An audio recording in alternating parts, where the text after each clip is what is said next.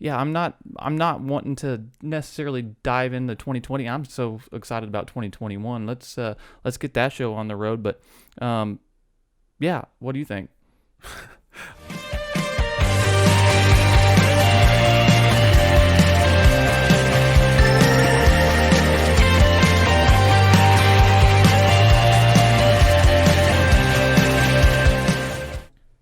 All right, man. 2020 season is over.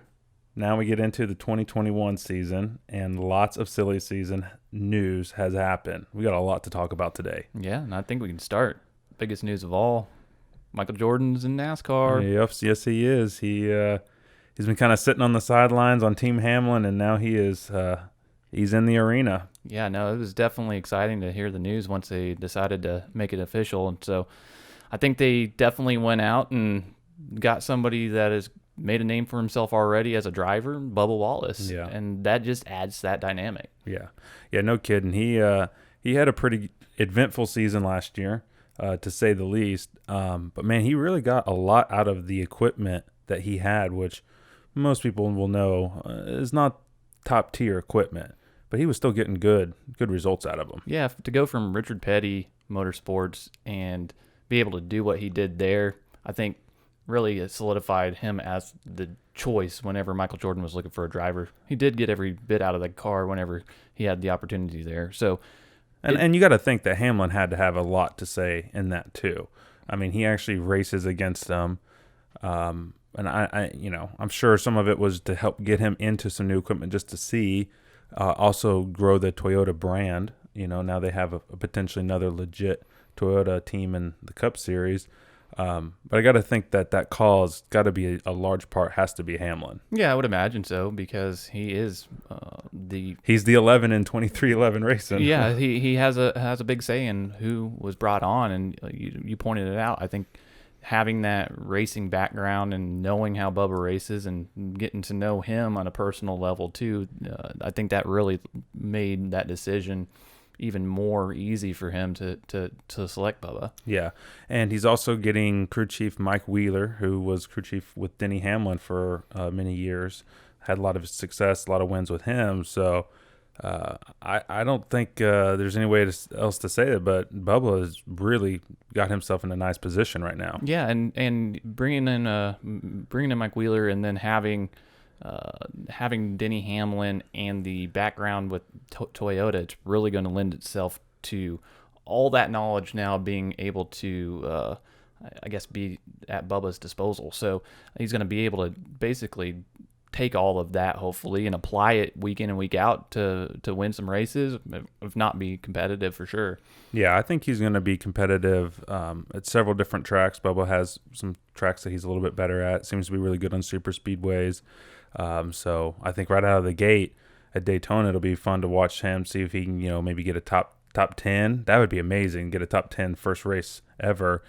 Maybe not quite that fortunate, but I think that there's going to be a lot of tracks this year that he's going to have good opportunities to get solid finishes. Yeah, no, absolutely. And I think the super speedways are really going to lend itself to where Bubba could find some early success or success throughout the season, because if they're able to provide him with good equipment, he'll be able to make those solid advances and finishes, I think, as we kind of see how he gets comfortable in those cars. Yeah, definitely. Now, another superstar that has entered the sport of NASCAR is Pitbull, the musician. Mr. Worldwide. Yes, and he has teamed up with Daniel Suarez. They're going to be in the number 99 new team. Don't know really much about it. Have no idea. I think it's going to be a step up for Suarez from last year, and some people called a lawnmower ride. Yep. But I think he's getting a better ride, and he's definitely getting someone who's going to be able to promote the hell out of him. Yeah, Pitbull is a master at being able to promote. It's not called Mr. Worldwide for a reason. That's what he does. Yeah. And it's going to be awesome to see Pitbull in the NASCAR arena, opening up the driver introductions in Miami. You can have that fanfare and experience once everybody is able to be come back after the COVID impact. And I think we'll see some of that coming back a little bit in 2021, especially there in Florida, potentially early on in the season. Oh, definitely. And I think Suarez is really going to be one of the best drivers for Pitbull. I think they'll be able to work together. I think they're just going to have a very common fan base that they'll really be able to target and grow that fan base. Yeah, and Daniel Suarez is a very solid driver. Yeah. He has been a little bit underrated because of the equipment he's been in, but I feel that if he can get some decent equipment, that he'll be competitive. Oh, yeah. Yeah, it's almost like he got in too good of equipment too quickly and didn't get enough opportunity to stay in that good equipment. I mean, he's literally had a new team, I believe, every year he's been in the Cup Series. That's hard for anybody. Yeah. So, and if you're going from Gibbs to Stewart Haas and then to Gaunt Brothers and then now, what is it? I think Trackside or something like that. Like, that's tough for any driver. So I think it's going to still be a tough, challenging year for Suarez, but I think it'll be better than last year. And I think moving forward, they can start getting some consistency, hopefully, with that team, getting some sponsorships, and hopefully setting themselves up for a great new next-gen car for 2022. Yeah, the next-gen car is going to be something you'll probably hear a lot about through the season on some of the broadcasts, and we're excited to kind of see a little bit more as that develops and they fine-tune that new package. And basically, with the racing coming into 2021, I'm not sure how to analyze some of this because this is the last year of this car. Yeah. Yeah, we don't know exactly who's going to be kind of trying to save money for the next car and who's just going to go all out for the last year. I mean, they might as well get everything out of these components they can because they're not using them anymore. So I think we'll have an idea after a few races really who's going to be going after it and who's going to be kind of riding around. But I think it's going to be exciting at any rate. But we touched on this a little bit, not too much, but we touched on it a little bit in our first episode. And that is this year we will have no Jimmy Johnson, but we will still have the 48 car. Yeah. With the loss of Jimmy Johnson, obviously, that's a big loss for NASCAR. But it left a spot open in the 48, and Alex Bowman has now filled that position. So he'll be driving the 48 Ally. Mm-hmm. Definitely interesting. What's your take on that? Well, I really was starting to get used to Alex Bowman in the 88. I thought he had really started to carve out his kind of brand identity. You know, he if you've been watching the sport for a little bit, he took over when Earnhardt went through his concussions. He did a really good job, and when Earnhardt finally stepped away, he got that ride.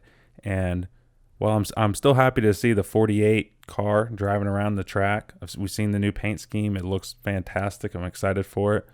At the same time, it's like all these fans of Alex Bowman, they got all the 88 merch, you know, they've got all their stuff, and then now they're switching over to Jimmy's number.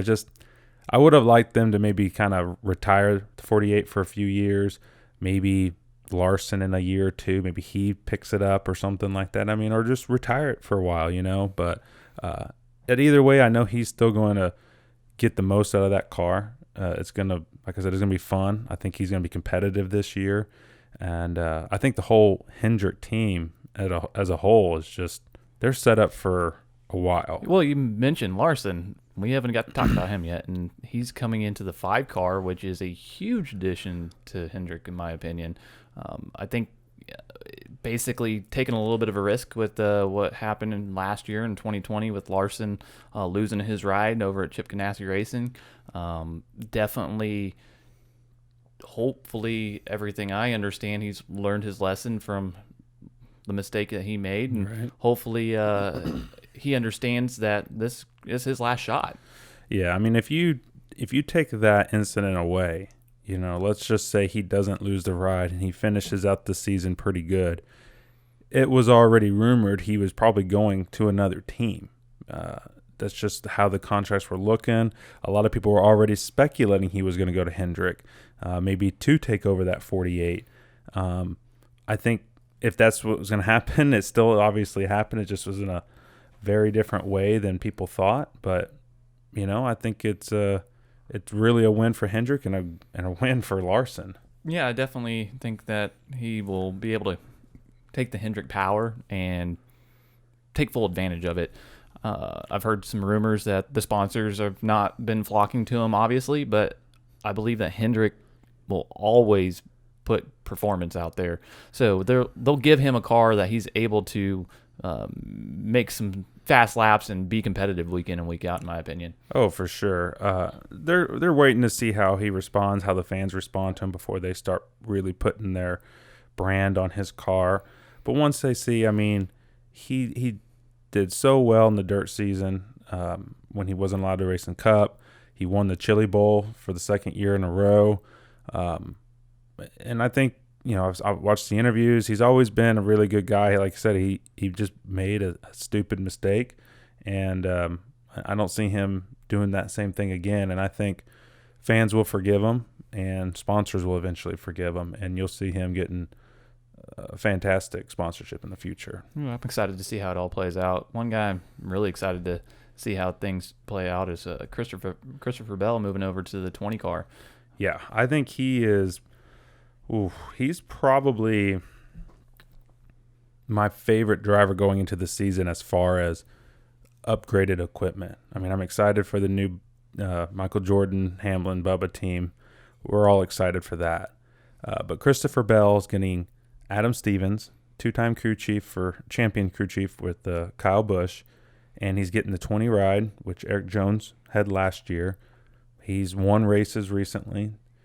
He's been competitive, and the way Christopher Bell ended the season last year, and a team that already knew they weren't coming back, they were done, they were closing up shop, he did fantastic. He did absolutely fantastic. So I'm really excited to see what Bell can do. I think he's going to get a win. I'm eyeing him for potentially a couple wins, but even if he doesn't get that win, I think we're going to see him getting some top threes and top fives. Yeah, and I think one of the tracks you mentioned, his dirt experience, him and Larson both have really good dirt experience and Chili Bowl wins. It might lend itself to one of the new track additions at Bristol in the dirt race. I'm really excited to see how those two play into that race and see if one of those two are the ultimate winners. Yeah, I think most people are probably, myself included, we're expecting Kyle Larson and Christopher Bell to be going 1-2 at the end of the Bristol dirt race. And I think it could be that way. I think it really could be that way because they were 1-2 late in the race for the Chili Bowl. Christopher Bell is a 3-time winner of that dirt race. So I think they're going to be fighting for that win. But I think overall, Christopher Bell, he's just going to have a solid season. And for those of you who aren't familiar with the Chili Bowl, it's a dirt track race, really a week-long almost competition for midget racing in Tulsa, Oklahoma that happens every year. So you got a lot of little compact cars that are basically just drifting around. Pissed off bumblebees is what you could almost describe it as. It's definitely fun. You can go to YouTube, search it, and you'll get a kick out of it. That's for sure. It's great racing. Yeah. So we talked about Kyle Larson losing his ride, Chip Ganassi 42.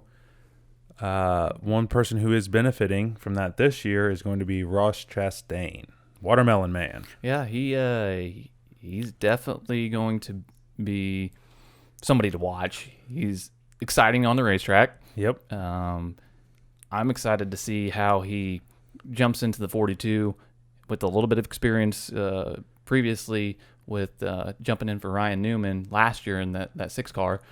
He's got a cup experience. He's definitely aggressive. Yeah, you could say that. There's some drivers in the Truck Series and the Xfinity Series who are not the biggest Ross Chastain fan. But you know what? He's out there to win. And you can't take that away from him. You know, he's going to go for it if he's got a shot. In some of the races you mentioned last year, he filled in for Ryan Newman when Ryan Newman was out recovering from that horrific Daytona wreck.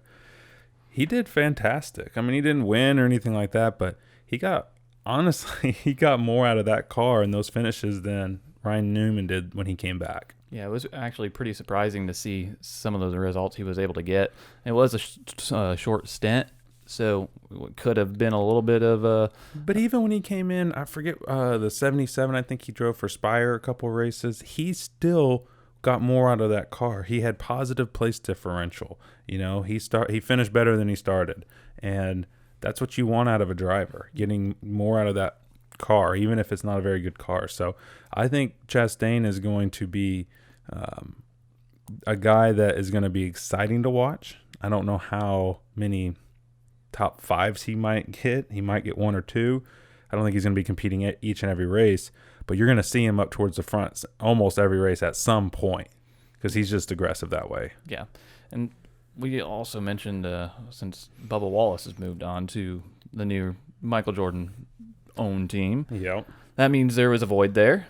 So we see Eric Jones get an opportunity to basically he lost his ride, so Yep. he had to find a gig, and it looks like Richard Petty might be a good fit. I'm excited to see if he can get a little bit more out of that equipment and make it something that he's competitive week in and week out on. Yeah, I think Eric Jones is probably the perfect driver for the 43. The biggest issue with that setup is he doesn't bring his own sponsorships like a lot of drivers do. And that's something that Bubba, especially last year, was able to do that really helped that team later in the year. So that's going to be the biggest issue. But if they can figure out sponsorships, if they can really not have to worry about that and Eric Jones can just go out there and drive, we'll see him up towards the front. I think he's going to get a lot out of that car. And I think he's got, I don't know, to me, he almost seems like he has an old school driver feel to him. And that's an old school classic car. So I think it's going to be a great fit, great identity for that team moving forward. And he's good on super speedways, and they had some good runs with Bubba in there. So he's definitely not out of win contention with this move. Yeah, and somebody that I know you're a big fan of, Corey LaJoie, has moved over to the 7 car, which is an iconic car in itself. So I'm excited to see that every week and see if he's able to make it a competitive ride.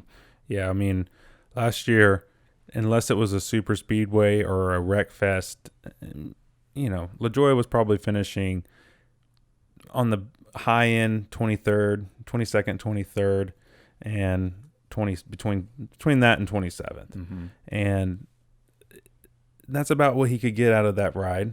I was listening to a podcast recently, and the owner of that team said they were having several races. They had issues with their fuel, their fuel cell or whatever, the fuel pump, and that cost them a couple races. And they ended up identifying what the problem was, and it was a super simple fix. It just took them forever to figure it out.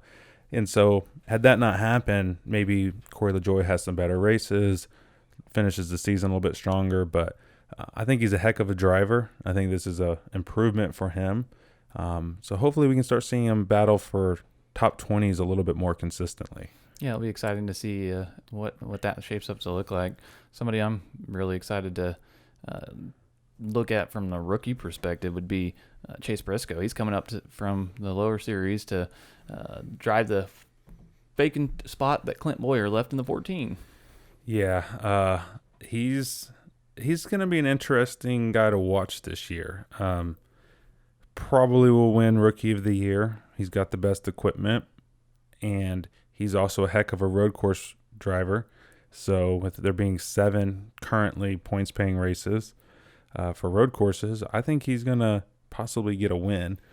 Maybe not, but I think at least he'll be competitive. You'll see him on TV quite a bit in those races. But, I mean, Boyer struggled a little bit with that car. I don't know if it's just the team or Boyer, but, I think, I like what they're doing with Briscoe. I think they set themselves up for, the future. But unless he gets a win, I don't see him really being anything major this year. But next year and beyond, he's definitely going to be someone to look out for. Yeah, and he's a great guy too. Yeah. He's experienced a lot in his early life, and more than one really should. yeah, and so to see someone have the success that he had last year with the miscarriage that his wife had, and just being able to show up and race every week, Win that race, the next race, which was incredible. yeah, and ultimately he won I think 9 races last year. So he's definitely somebody I'm excited to see at the Cup level. I think he's going to bring a lot to the table and have some success. And maybe not immediately, but it's definitely going to come, in my opinion. Oh yeah, for sure. Anthony Alfredo lucked into a ride. I'd say he kind of backdoored his way into this ride because John Hunter Nemechek was really good last year. Early on, I'm like, holy crap, this guy might be contending for Rookie of the Year. Later in the year, they kind of faded back a little bit. He's an aggressive driver, but he decided he wanted to go back to trucks and compete for championships, which, hey, better to be up front, competing for championships than towards the back. But Anthony Alfredo, he filled in some races last year for the Xfinity race. He was exciting to watch. Seems like a real cool, good young guy. And he's great on social media. He's one of those guys that connects to the younger generation. He's young.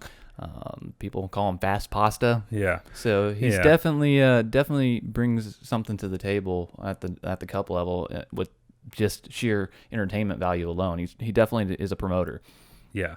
It's going to be fun to watch him, but man, I kind of feel bad for him because I think he really, he would have benefited from another year in Xfinity. Yeah, Xfinity, with the little bit of experience he did have, I think it would have added to his stable to be able to get another year, 2 years of experience down there. But sometimes you see those guys make the jump and they're successful. He's not in the best equipment, so it's not like he's expected to be at there winning races every week, but we want to see him. But he could still be one of those guys we have to pay attention to for DraftKings. His teammate, Michael McDowell, was finished top 5 for valued drivers for throughout the season for his average. We'll break down more of that as we get closer to the start of the season when we actually really go over the racing and all that. The point is it's not a bad team. They may not be competing for wins, but for what they can do, you're going to have to pay attention to them for DraftKings. Yeah, it's one of those things where you'll basically have to pay attention week in and week out to make sure that you're not slouching on someone where they've been able to perform week in and week out. So we'll make sure that you're paying attention. Yeah, it'll be fun.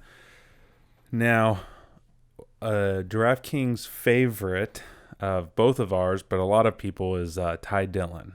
And Ty Dillon did not have the offseason that I'm sure he'd hoped for.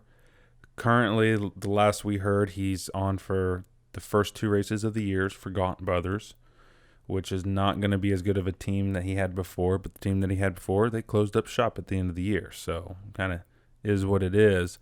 Do you think he's going to be able to land that ride permanently or find another ride? Or do you think as we go through the season, we won't really see much of Ty Dillon? It's probably the latter scenario, but he'll be able to find some rides early on. He's got an opportunity, and he's one of those folks that you can't ride off in any equipment whenever he shows up to Daytona. So I think he'll be able to... He knows how to survive. Yeah, and he'll be able to find his niche and kind of go with it. Yeah. So we mentioned when we were talking about Christopher Bell getting the former crew chief of Kyle Busch, that means Kyle Busch isn't getting a new crew chief this year. Do you think that's going to help him with the issues we saw last year with Kyle Busch, without the practice, without the qualifying? Or do you think we're going to see a little more of that this year with some struggling? It's going to be interesting. I think that's going to be one of the key topics that a lot of people are focusing on throughout 2021 is which Kyle Busch do we see? Because I honestly don't know. He was not the same Kyle Busch last year that we were accustomed to seeing.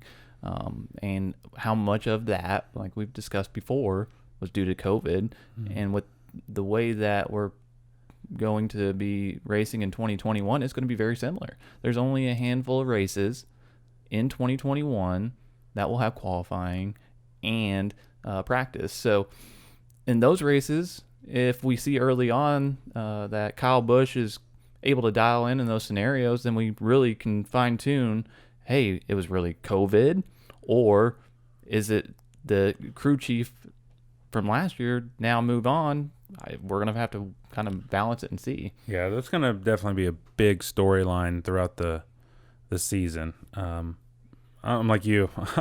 I'm excited to see it, but I don't know what's gonna happen with that either, because he's definitely one of the biggest talents in NASCAR, and to have the season he had last year is really unacceptable. And I'm not really expecting what I saw in 2020 to happen again. I think Kyle Busch is one of those self-motivating people. Typically, he doesn't need a whole bunch to get riled up and get ready to get rowdy, So he'll show up prepared, I believe, and I'm hoping to see some wins coming out of the 18 car. So what are you looking forward to the most so far about the upcoming season? What has excited you the most, either off season, scheduling? What are you happy for? Well, I'm super excited for the addition of stuff happening in Texas. We got the All-Star race and COTA, Circuit of the Americas. So both of those are happening, which was cool to see an influx there. But we've got some road courses too. I can't put my finger on just one. There's so much cool stuff that's happening. We've talked about it earlier as well. The dirt race at Bristol. It's going to be a slugfest in my opinion. So there's so much stuff happening. And NASCAR is headed in the right direction, in my opinion, with doing a lot of this. I can't put my finger on one. And that's what you want. You want there to be several storylines that you can really follow throughout the year. So there's definitely not going to be a shortage of that. I think just the teams having to go to so many road courses just opens the door for so many wild card moments. Even though on the surface I'm picking Chase Elliott to finish top 2 in every single race, I think there's enough room there that we could see a Chase Briscoe get in there, or who knows, maybe even with some crazy pit strategy or rain or something like that. Maybe we see someone like a Anthony Alfredo or something like that in there. He wasn't too bad on road courses. Or maybe we'll see Truex steer the ship and actually start winning again. That was somebody that we didn't see a whole bunch from last year that I'm expecting a lot out of this coming year.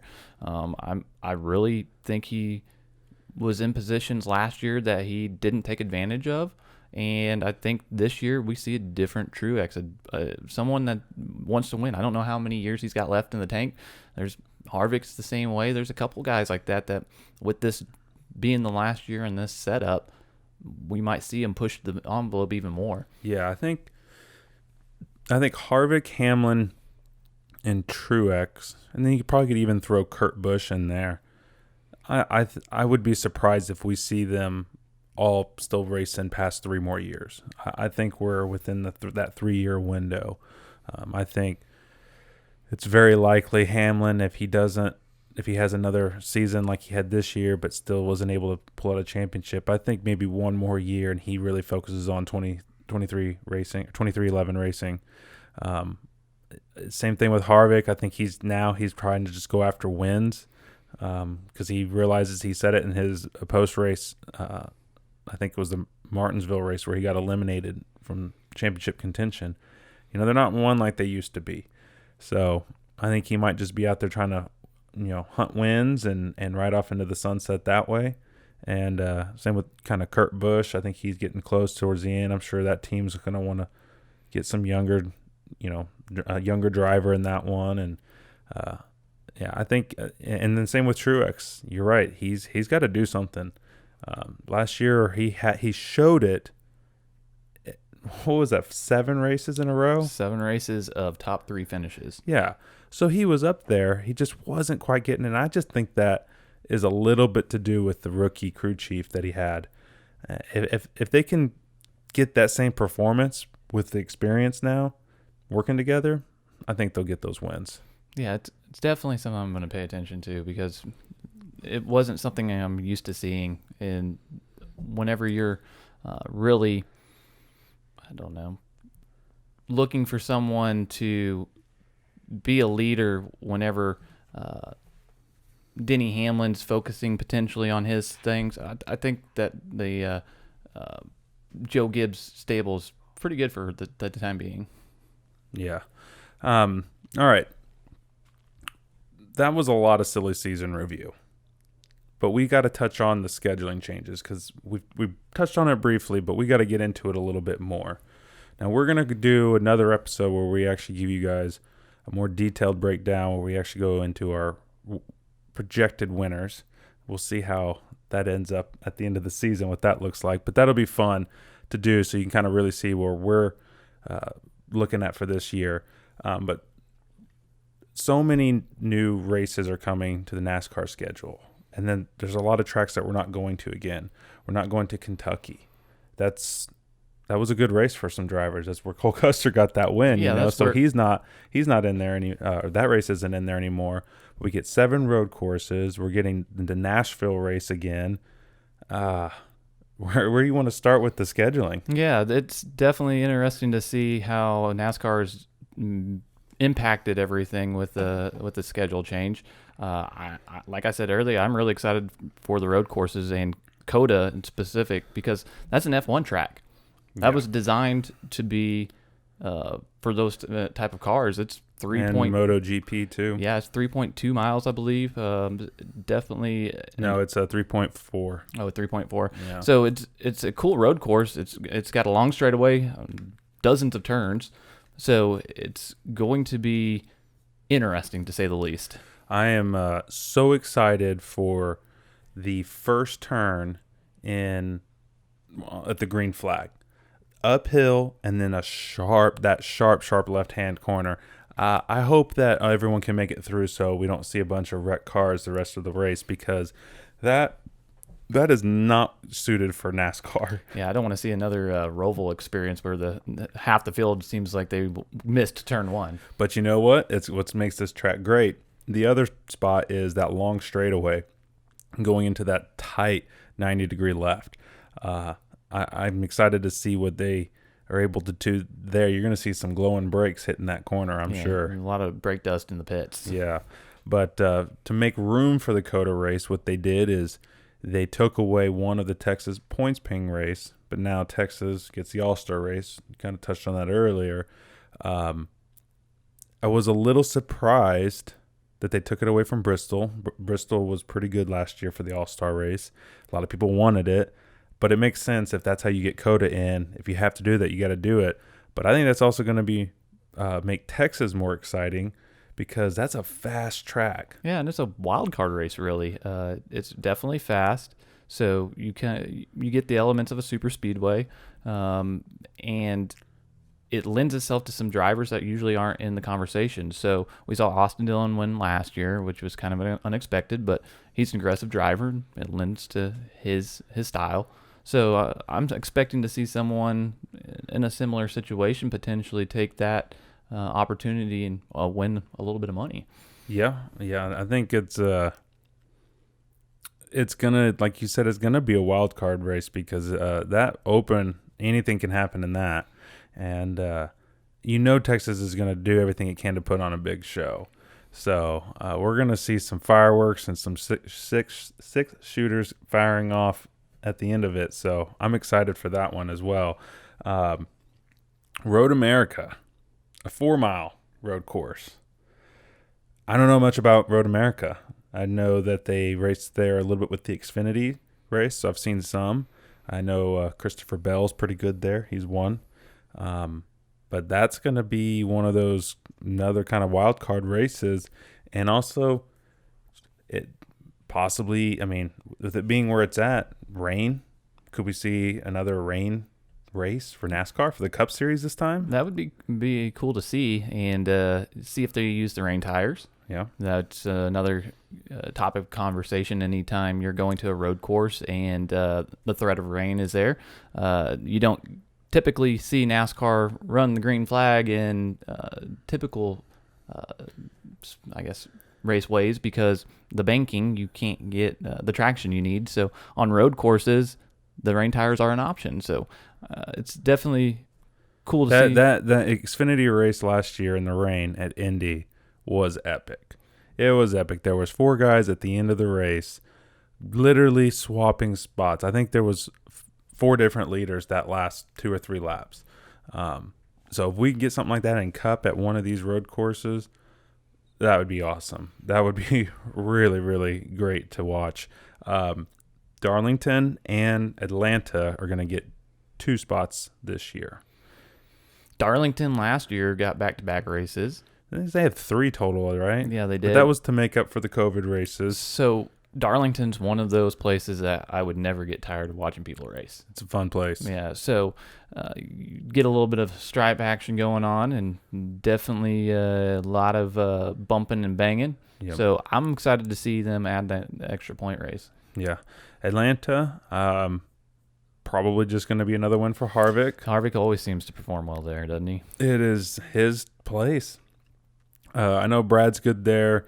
Chase is pretty good there, but it just seems to be Kevin Harvick's tracks. And with what he did last year, might as well probably give him those 2 wins. Yeah, I could see him taking advantage of his experience there and just going ahead and chalking that up. But they have to race the races. You never know if he has an issue or something along those lines. Never write off anybody else. We'll have to take a look at everything leading up to that race and hopefully pinpoint some stuff at the point. So before we get into talking about our race winners in the next episode, we haven't even disclosed it with one another. I think we still got a few more to fill out.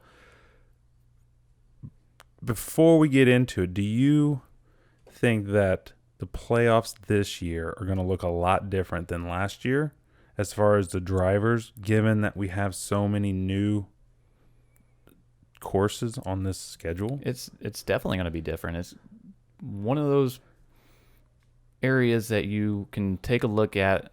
This new schedule is impacted. You got a new pool of drivers. I see Larson winning a couple of races. That to me lends itself to him getting in. I'm not sure that some of the guys that were in it last year are going to be able to get the points that they need or a win in some instances that they got last year to be able to advance. So it's, in my opinion, you'll see the top guys that we're accustomed to seeing there most likely. But yeah, it's definitely going to be different, I believe. Yeah. I feel it's very likely that there's only going to be a couple drivers that are realistically going to get in on points. Last year we had quite a few get in on points. I think you might only see 2 spots. I don't think we're going to get the same domination from Harvick and Hamlin. I think they'll still win quite a few races, but I don't think they're going to win all of that. You take a couple away, they give them to someone else. I think Matty D, he's due for a win. You know, he made the playoffs, but he didn't win. I think he gets a win. I think there's just so many opportunities for this playoff field to look way different than it did last year. Yeah, I feel the same way. There's too many opportunities for these up and coming drivers that have now garnered enough experience that make them competitive every week that we'll see some new winners. Yeah. So, anything else you wanted to talk about with the 2021 season? Anything you were really eyeing and want to let the people know? Well, I'm excited for another season of DraftKings. It's the DraftKings DFS element is what we're about. So always preparing the data, going over it. I'm excited to bring on the conversations that you and I have daily. It's always fun to be able to hop on the phone or whatever to discuss the upcoming race, what we experienced last week, and now we want you to be a part of that. So it's going to be fun recording it and putting it out there for other people to benefit from as well. Yep. So I'm excited the most about that, having another avenue to bring some relative content and a lot more followers, hopefully, that want to come be a part of it. Yeah, I've definitely missed the grind. Although there was a couple times last year it was like, so many races, there's so much data. And those midweek races, too, after having a Sunday race. It's a lot of work. Yeah, but I've been bored waiting for NASCAR to come back. I mean, these other sports have been kind of fun to kind of keep us occupied. But I've been missing racing. Yeah. So how about you? What's one thing you're looking forward to? Just honestly, just to get back to the track and just watch these guys battle each other again. It was fun. I thought last year was one of the best years for us. Just watching, doing DraftKings, all that. It was just a lot of fun. I'm just ready to experience it again, but also grow from it, learn from it, and then putting our content out there for others to enjoy as well. It may be a little bit selfish, but that's kind of what I'm most looking forward to, is just getting out there and really putting our stuff out there. If you guys like what you see, you want to follow us along all NASCAR season. There's 36 races. We'll be going over every single race, giving you a breakdown of each driver, our projections, analyzing their salary, their starting positions, also doing strategy.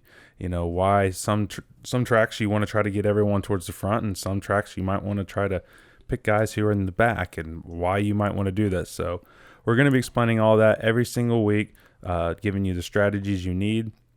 So if you're interested in that, be sure to like, subscribe, and hit that bell notification so when we release a new video. We're also going to put the links of our socials down into the description below, so you can follow us on Twitter. We'll give out some little random picks. We like to do our dark horse picks on Twitter before the race. So you can give us a follow on Twitter and then also on Instagram as well. Yeah, and for those of you listening on the podcast, wherever you're listening, please go ahead and subscribe to that platform as well. We definitely appreciate you coming along for the ride, and we'll catch you next time.